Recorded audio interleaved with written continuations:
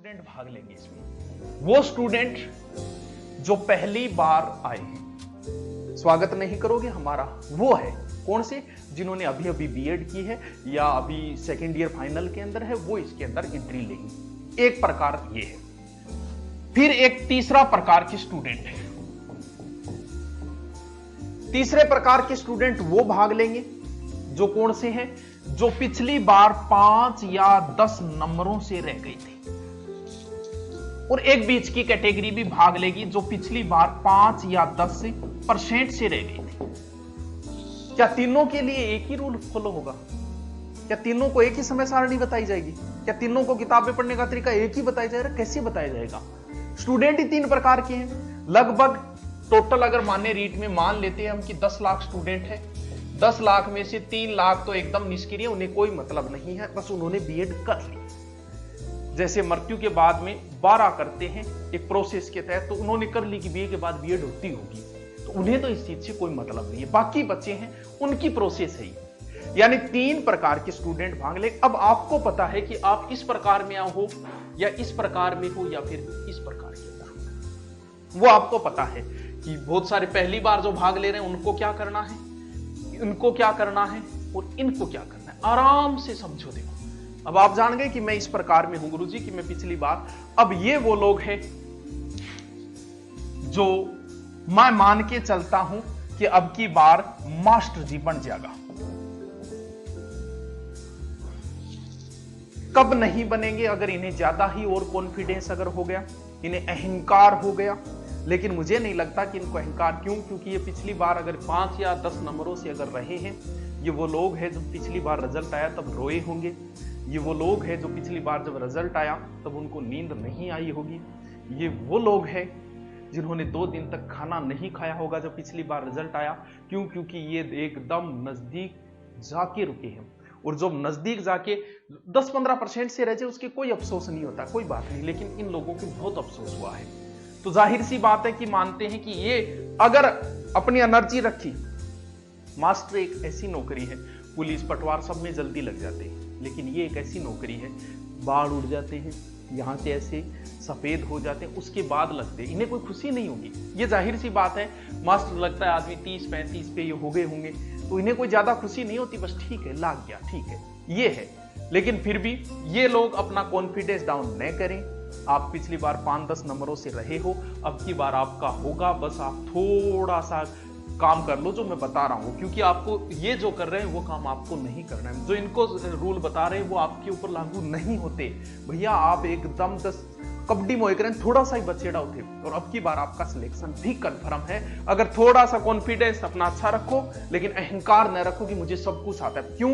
क्योंकि इनमें सबसे बड़ी प्रॉब्लम तो ये है कि मुझे सब कुछ आता है, मैं पढ़ूं के, ये सबसे बड़ी प्रॉब्लम। के पढ़ो यार, ओई आवे, वही आवे, ओई आवे। ये अहंकार नहीं लाना है, वापस पढ़ना तो आपको है, निराश नहीं होना है। आपका आपकी बार सिलेक्शन कंफर्म है, मिठाई लेके आप आ सकते हो। अगर आप थोड़ा सा 4 महीने जो है, अगर 4 महीने तुम तीनों को ही योगी बनना होगा, तीनों प्रकार के लोगों को बनना तो योगी ही पड़ेगा। योगी का अर्थ होता है कि वो सारी दुनियादारी से दूर हो जाता है। योगी का मतलब ये होता है कि वो खाना पीना भी एक सीमित लिमिट में करेगा। योगी बनने का मतलब भी यही है कि वो कम सोएगा, यानी 6 या 7 घंटे जो पर्याप्त होते हैं। हे पारस, योगी बनो योगी। तो इन 4 महीने में जो योगी जीवन जिएगा वो तो ता उम्र खुश रहेगा। और इन 4 महीने में जो खुशी से जीवन जिएगा, जैसे पहले की पीछे की लाइफ तो वैसी की वैसी रखी, तो उन्हें कोई बात नहीं, रीट आगे भी आएगी, चिंता करने की जरूरत नहीं, आगे भी रीट आती रहेगी, भर्तियां आगे भी आती रहेगी। कुछ लोग कहते हैं ना तारीख तो पीछे भी आई थी, तो बेटा रीट भी पीछे हुई थी, अगर पता हो तो 2-3 बार हो भी चुकी है। आरटेट मान लो चाहे रीट मान लो, हो चुकी है। तो इनको करना क्या है, इनको सब कुछ आता है, ये कन्फर्म है। क्यों? क्योंकि ये रहे कितने हैं, 5 नंबर 10 नंबर, तो मैं तो मानता हूं कि इनको आता तो सब कुछ है। कई बार क्या होता है, हम पुरानी किताबें बहुत बार पढ़ चुके होते हैं, तो कई बार नई गाइड लाए तो उसमें थोड़ी रुचि हो जाती है। तो आप कर सकते हो कि आपके पास पुरानी किताबें सब रट ली, तो कोई नई अगर लाके रहो, रुचि पैदा हो, तो आप ऐसा भी कर सकते हो। कौन सी? ये तीसरी कैटेगरी वाले जो 5 या 10 नंबरों से चूक गए थे। आपको जरूरत है तो सिर्फ और सिर्फ एक्सरसाइज की, किसी चीज की जरूरत नहीं। मैं आपको क्या ज्ञान दूं यार, तुम लोग सिलेक्शन के नजदीक पहुंचे, आपको क्या ज्ञान दूं? आपको ज्ञान कोई नहीं दे सकता। क्यों? क्योंकि आप मास्टर हो। किस्मतों की बात होती है कि आप एकदम नजदीक जाके रुके हो। आपको जरूरत है सिर्फ और सिर्फ एक्सपीरियंस, एक्सरसाइज की। ज्यादा से ज्यादा एक्सरसाइज करो। यानी हम तुम्हारे अंदर इतने छेद करेंगे कि समझ में नहीं आएगा कि खाएं कहां से। तो एक्सरसाइज का मतलब तुम इतने मॉडल पेपर निकालो कि बाजार में एक भी मॉडल पेपर ना बचे रीट के नाम का। जो भी आए वो निकालो। सबसे ज्यादा आप एक्सरसाइज करो, जितना हो सकते हैं उतना एक्सरसाइज करो। आपके जो नोट्स है वो नोट्स आराम से पढ़ते रहो। बस एक्सरसाइज, सबसे ज्यादा अगर एक्सरसाइज करनी है तो वो आपको करनी है किसकी? ऑब्जेक्टिव क्वेश्चनों की एक्सरसाइज। बुक की बात है, आपके पास जो भी बुक है, लेकिन फिर भी आप किस चीज पे ज्यादा फोकस करोगे? क्योंकि मैं ये भी नहीं कह सकता कि आपका ये पार्ट कमजोर है, क्योंकि आप तो नजदीक जाके रहे हो ही नहीं सकता कि आपका कोई पार्ट कमजोर हो। लेकिन फिर भी अगर आपने पिछली बार तैयारी की है तो बहुत सी चीजें हम भूल जाते हैं। कौन कौन सी? जैसे सबसे ज्यादा अगर आपको पढ़नी है तो शिक्षण विधियां पढ़नी है और साइको, क्योंकि ये एक ऐसी चीजें हैं जिसमें कभी सीधे क्वेश्चन नहीं आएंगे। रीट वालों को सबसे ज्यादा परेशान करती है तो साइको और शिक्षण विधि। साइको के ऐसे 4-4 लाइन के क्वेश्चन आते हैं। सेकंड ग्रेड की साइको इजी आती है, फर्स्ट ग्रेड की इजी आती है, लेकिन रीट की नहीं आती। ऐसे आती हैं कि पहली लाइन पढ़ने के बाद दूसरी लाइन में जाए तो ये समझ में नहीं आता कि पहली लाइन में पूछा क्या है। वो रीट की साइकोलॉजी, क्योंकि सीधे कोई नहीं पूछता, मनोविश्लेषणात्मक सिद्धांत किसने दिया? तथ्यात्मक कॉन्सेप्ट। इसलिए आपका जरूरी है कि आप रीट और शिक्षण विधियों का थोड़ा अच्छा अभ्यास करें, और अभ्यास भी कौन सा?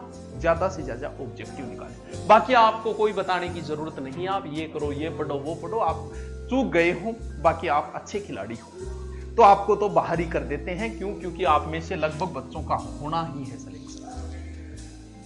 अब क्या करें? कैटेगरी 2 और बच गई। ये पढ़े भी हैं, अच्छा अध्ययन किया इन लोगों ने, लेकिन थोड़ा सा ज्यादा दूर रह गई। इनको क्या करना पड़ेगा? पहली बात, इन्होंने भी कोचिंग कर ली है, इन्होंने भी कोचिंग कर ली है, इन्हें भी आता है सब कुछ, इन्हें भी सब कुछ आता है, लेकिन इनका कोई ना कोई पार्ट कमजोर जरूर है, तभी तो ये इतना पीछे रह गई। आपका काम ये है, आप आराम से जिस हिसाब से पिछले बार पढ़े थे पढ़ते रहो। आपका पार्ट जो कमजोर है उस पार्ट को सबसे ज्यादा ध्यान देना है। एक्सरसाइज आपको भी करनी है, आपको भी करनी है, अभी से लग जाना चाहिए। कौन सी? ऑब्जेक्टिव की, मॉडल पेपरों की एक्सरसाइज आप दोनों को ही करनी है। ऑनलाइन की बजाय ऑफलाइन मॉडल पेपर लाके अभ्यास ज्यादा करें। हाँ, ऑनलाइन हम देते हैं, लेकिन वो मैं ये कह रहा हूं कि ऑफलाइन करके थोड़ा सा ज्यादा करें, क्योंकि आप समझदार हो, हर चीज को समझते हो।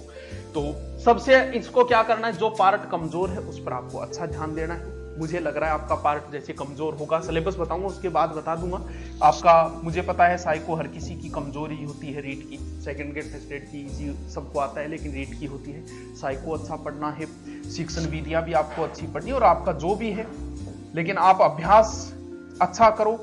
अपना सब्जेक्ट जो कमजोर है उस सब्जेक्ट पे थोड़ा ध्यान देना है, क्योंकि आप ज्यादा दूरी पर नहीं रहे हो। ठीक है, इतनी बात। स्मार्ट स्टडी क्या होती है वो थोड़ी सी देर में मैं बताता हूं। तो इन दोनों को तो लगभग बराबर की टक्कर है।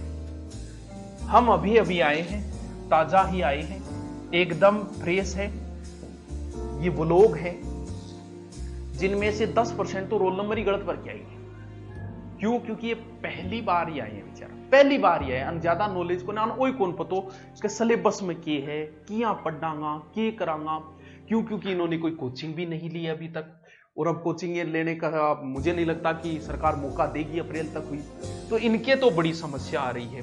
अब देखते हैं कि इनकी समस्या का क्या समाधान होगा। देखिए, अब मैं एक बार आपको रीट का सिलेबस बताता हूं, नॉर्मल बता रहा हूं, ऊपरी ऊपरी। देखिए, 2 भाषाएं आएगी। मैं मान लेता हूं कि एक हिंदी है और एक संस्कृत ले लेता हूं, क्योंकि लगभग बच्चे संस्कृत लेते हैं। ठीक है, कितने? 30 क्वेश्चन, 30 क्वेश्चन। फिर आपकी बाल मनोविज्ञान जो भी साइको लिख देता हूं। ठीक है, कितने क्वेश्चन है? 30। और फिर जैसे मान लो कोई एसएस का है या फिर साइंस का है, जिसका भी है उसके कितने हैं? 60। टोटल कितने क्वेश्चन हो गए? 150। पहला काम क्या करना है? ये काम तीनों को ही करना है। आपका जो भी सिलेबस है आपके सामने होना चाहिए। नंबर 1 बात बताने की जरूरत नहीं है, फिर भी बता रहा हूं। आप हमेशा कुर्सी पे बैठ के, आपके सामने मेज और कुर्सी हो तो उससे अच्छी पढ़ाई कोई नहीं है। लेट के कभी सो के पढ़ा नहीं जाता है, सो के सोया ही जाता है। ऊंट की तरह सोएगा और सो के पढ़ा होना कद्दी याद होनी, क्योंकि रीट का सिलेबस ही ऐसा है कि आप सो के पढ़े। हिंदी में अभ्यास चाहिए, संस्कृत में अभ्यास चाहिए, अगर आप साइंस के हो तो मैथ में अभ्यास चाहिए, तो आप सो के पढ़ कैसे रहे? मेरे तो ये समझ में नहीं आया। सो के क्या होता है, अगर थकावट आ गई, थोड़ा सा 1 घंटा पढ़ रहे हो, फिर थकावट आ गई तो उसको रिवीजन करते समय थे बेड के ऊपर पढ़ सको, टांगड़ा ऊंचा नीचा कर सको। लेकिन इस सो के आप यानी आपके सामने सिलेबस टंगा होना चाहिए चारों।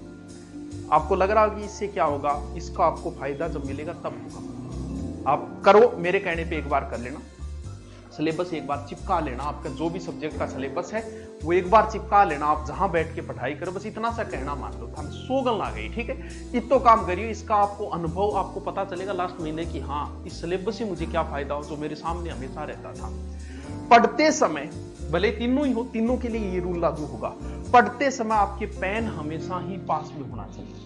ये नहीं कि आप बिना पेन ही पढ़ रहे हो, भले आप किताब पढ़ रहे हो, नोट्स नए बना रहे हो, तो भी आपके पास पेन होना चाहिए, ताकि आपको पता तो चले आप कहां हो, क्या पढ़े।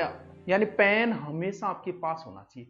और जो व्यक्ति लिख लिख के पढ़ता है उसे ये पता, क्योंकि अगर आप लंबे समय तक पढ़ रहे हो तो एक बार दिमाग ऐसा कहेगा कि तेरी याद ही नहीं रहा। तो अगर लिख लिख के पढ़ते हो, लिखना कैसे है, रफली नोट्स बनाते हो, बहुत अच्छी बात है। नोट्स कैसे बनाने वो भी मैं वीडियो डाल रखा है, देख लेना, उस चैनल पे है। लेकिन लिखते में कैसे पढ़ना है, रफली। काम की चीजें एक किताब के अंदर, काम की चीजें एक पेज के अंदर मुश्किल से 50 लाइन है, तो उसमें काम की लाइनें होती है 15। बाकी सिर्फ कनेक्टिंग वर्ड होते हैं, भले किसी की पढ़ो, जैसे हम महाराणा प्रताप को पढ़ रहे हो, बाकी सारे कनेक्टिंग वर्ड हैं कि महाराणा प्रताप के पिता का नाम महाराणा उदय सिंह था। ये कनेक्टिंग वर्ड है, या काम का वर्ड उदय सिंह है। तो फिर कैसे बनाना, हेडिंग डाली। अगर आप रफली कर रहे हो, नोट्स बनाना है तो अलग है। मान लो आप रफली कर रहे हो, रफली में आपको क्या लिखना है, सिर्फ उदय सिंह लिखना है। रफली चल रहा है, ऐसे ही पढ़ना है। अब के बाद उदय सिंह लिख दिया। महाराणा प्रताप का जन्म 9 मई 1540 से कुंभलगढ़ दुर्ग में। या काम की बात कौन सी, बाकी सब कनेक्टिंग वर्ड है। काम की बात है 9 मई 1540 कुंभलगढ़। महाराणा प्रताप का राज्याभिषेक गोगुंदा में 1572 में। काम का वर्ड कौन सा है, गोगुंदा 1572। मान लो आपने सारे चैप्टर लिख लिए, आपने ये वर्ड छोटे छोटे छोटे एक पेज के अंदर लिख लिए।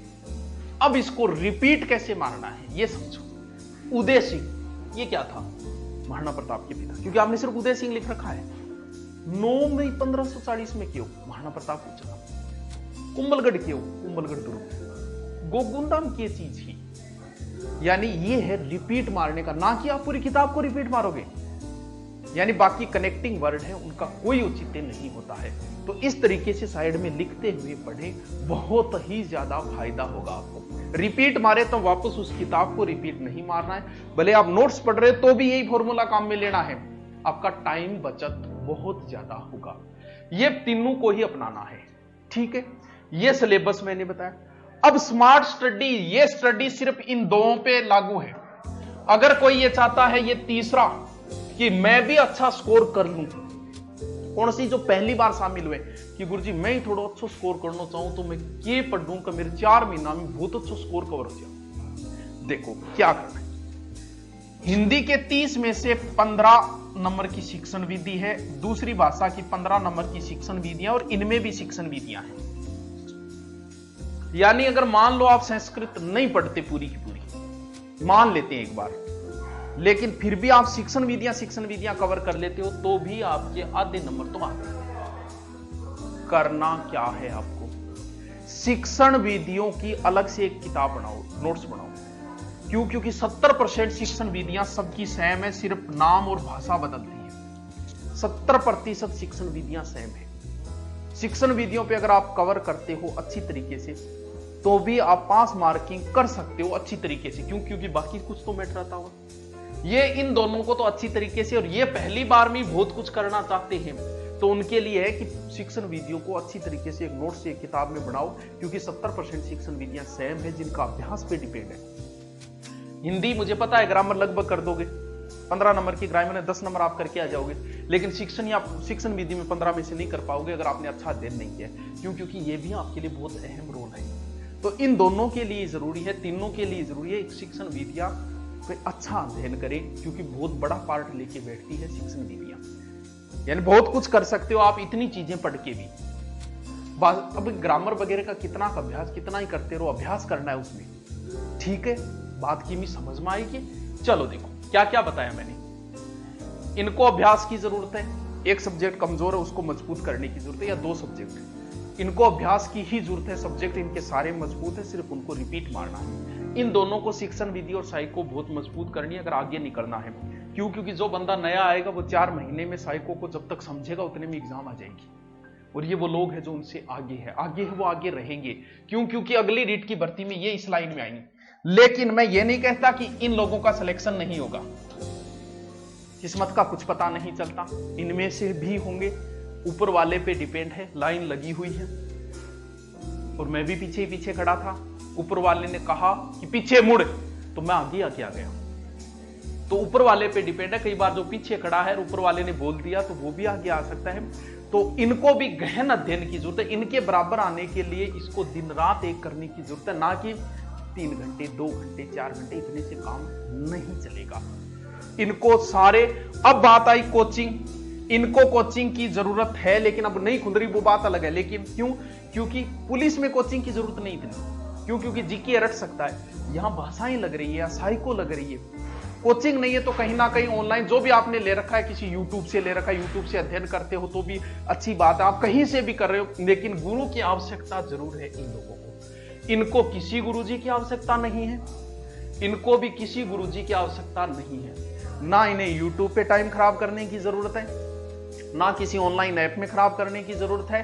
हाँ, कोई पार्ट कमजोर है उसके लिए आपने ले सकते हो कि हाँ गुरुजी थोड़ा पार्ट कमजोर है, खातर साइको खातर लियो, हिंदी खातर लियो, शिक्षण विधि, वो एक अलग बात है। लेकिन जरूरत नहीं है इन लोगों को। इनको जरूरत है सिर्फ एक्सरसाइज और अपने सब्जेक्ट को वापस मजबूत बनाने की। इनके लिए सारी चीजें ही लागू होती, क्योंकि पहली बार इन्होंने प्रवेश किया है। अब प्रवेश किया है तो भाई नई चीजों के लिए गुरु की आवश्यकता, क्योंकि आपकी भाषाएं लगती है जिसे आप घर पे पढ़ना मुश्किल काम है। घर पे आप खुद समझ के करोगे, एक गुरुजी समझाएंगे, उसमें समय की बचत होती है और कुछ नहीं। तो इनके लिए जरूरत। अब क्या होता है, आप अभी देखना, आप पता नहीं आईएएस का रिजल्ट आता है, एक बंदे को प्रेजेंट किया जाएगा, हिंदी माध्यम से भी इसने किया आईएएस क्लियर, एक आधो वह कोई भी भयंकर तरीके से प्रेजेंट किया जाएगा। फिर एक थारा सामने प्रेजेंट करी जाएगा, ये देखिए इनके पिताजी रिक्शा चलाते थे और ये आईएएस बन गई। जबकि आईएएस वगैरह के बच्चे आईएएस बनते हैं। कोई एक आधा उदाहरण मिल जाता है जिसे आपके सामने प्रेजेंट किया जाता है। सिलेक्शन सबसे ज्यादा किनका होगा? ज्यादा सिलेक्शन होने के चांस है इस थर्ड कैटेगरी की। ये कोचिंग करेंगे ही नहीं, भले कोचिंग खुल जाओ, ये नहीं करेंगे। अब सिलेक्शन सबसे ज्यादा इनका होगा तो इनकी पोस्टें देखोगे, देखिए बिना कोचिंग की इन्होंने पास। ये भूल जाते हैं कि इन्होंने भी कभी कोचिंग की थी, कभी ना कभी गुरु का। लेकिन आदमी एहसान फरामोश होता है हमेशा, श्रेय अपने आप ही लेता है, किसी को देता नहीं है। तो ये सिलेक्शन इनका ज्यादा, बोल देखिए बिना किसी कोचिंग आपको पोस्टें मिलेगी फेसबुक पर वगैरह ऐसी। लेकिन वो लोग जो होते हैं ना, वो कभी ना कहीं कोचिंग में भटके खाए हुए होते हैं। मैं कोचिंग का पक्ष नहीं ले रहा, अब ये मत समझना, कोचिंग तो खुली हुई नहीं है, ऑनलाइन ऑफलाइन में किसी की पक्ष नहीं ले रहा। लेकिन रीट एक ऐसा है जिसमें आपको थोड़ी सी गुरु की आवश्यकता है। कोई स्थानीय गुरुजी या कोई यूट्यूब, आपने बहुत सारे यूट्यूब पे चैनल भाषाओं के बने हुए हैं, आपको थोड़े से वो कंसेप्ट समझ लो बस। इनको जरूरत है, इनको जरूरत नहीं है। इनको जरूरत पूरा 4 महीने पढ़ने की है और कोई काम नहीं है आपको मॉडल पेपर कब निकालने, आपको बस शेड्यूल बनाओ, मार्च तक का आपका सिलेबस पूरा कंप्लीट हो जाए। साथ साथ कैसे निकालना है, जैसे ही कोई टॉपिक पढ़ा उस टॉपिक के आज तक के आए हुए क्वेश्चनों की एक बुक रखो, बहुत सारी बुकें आती है, उससे करो कि कैसे आ रहे हैं, किस प्रकार की क्वेश्चन आ रहे हैं। अब बुक बताए, और इनको तो बता दिया कि इनको तो अभ्यास की जरूरत ज्यादा है, और आपकी पुरानी जो भी आपके पास गाइड नोट्स वगैरह वो पढ़ते रहो बस। इनके लिए अप्रैल पूरा का पूरा आपको मॉडल पेपरों को देना है या फिर ऑब्जेक्टिव क्वेश्चनों को। अब आप सिर्फ अपना सिलेबस कंप्लीट करो एक बार बढ़िया तरीके से, और टाइम मिले तो ऑब्जेक्टिव भी साथ में निकालते रहो। अब बात आती है बुक्स कौन सी लाइन। अब मैं आपको एक सीधी बात, आप कितने भी यूट्यूब चैनल देख लेना, रीट के लिए बेहतरीन बुक है। अब टीचर पे डिपेंड करता है। एक तो तटस्थ नीति से काम करने वाला टीचर सीधी कहेगा एनसीईआरटी के लिए आओ, आरबीएससी के लिए आओ, कोई आपके पास एक गाइड है वो ले आओ बस। और आप जितने भी हैं सब टीचर लगभग तटस्थ नीति से काम करते हैं, वो इतना ही बोलेंगे। अब कुछ थोड़ा बहुत अपनी कोई किताब वगैरह या कोई मित्र की किताब वो बता देते हैं। बाकी सीधी सी बात यह है ठीक है, एनसीईआरटी लियो, आरबीएसई, एक गाइड लियो, कोई एक गाइड लियो, गाइड जरूरी होती है किसी भी एग्जाम के लिए। एक गाइड लियो, क्योंकि हर टॉपिक एनसीईआरटी आरबीएसई में नहीं है, कुछ टॉपिक आपको गाइड से एक गाइड लियो। एनसीईआरटी आरबीएसई पढ़ सकते हो तो वो भी लियो, आरबीएसई बहुत अच्छी, क्योंकि राजस्थान रीट की आप तैयारी कर रहे हो, ठीक है। बाकी थोड़ी सी स्पेशल पढ़ना कोशिश करना, साइको की बुक स्पेशल लेके आना, हिंदी की स्पेशल लेके आना, संस्कृत की स्पेशल लेके आना, स्पेशल। गाइड से मत पढ़ना, गलतियां ज्यादा होती है कई बार गाइडों के अंदर। अगर आप स्पेशल पढ़ोगे ना कि रीट की स्पेशल मन संस्कृत की दे, रीट के लिए स्पेशल साइको की दे, थोड़ा सा स्पेशल कोशिश करना कि स्पेशल पढ़ो आप, ना कि गाइड। गाइड ले जरूर आना, लेकिन पढ़ना की कोशिश करना कि स्पेशल बुक हो जिसे आप कवर कर सको, पतली सी है पढ़ लो। शिक्षण विधियों की अच्छी स्पेशल बुक लेके आना, बहुत सारे राइटरों की आती, कोई ले आओ, कोई फर्क नहीं, किसी में एक लाइन ज्यादा, किसी में एक लाइन। भाई आपको शेड्यूल कैसा पसंद आया कि नहीं आया, हो सकता है कोई नाराज मत होना, मैंने कहा कई बार हो जाता है गुरुजी मारो को नहीं होगे, थारो भी हुए, ये भी तो बेचारे कभी कभी ये भी तो यहां थे, और इनका भी होगा। वो डिपेंड करता है कि आप 4 महीने समय कैसे देते हो, इस आधार पे। बाकी नाराज मत होना, सभी मास्टर लोगों को मेरी अग्रिम शुभकामनाएं, तैयारी के लग जाओ। Okay, thank you.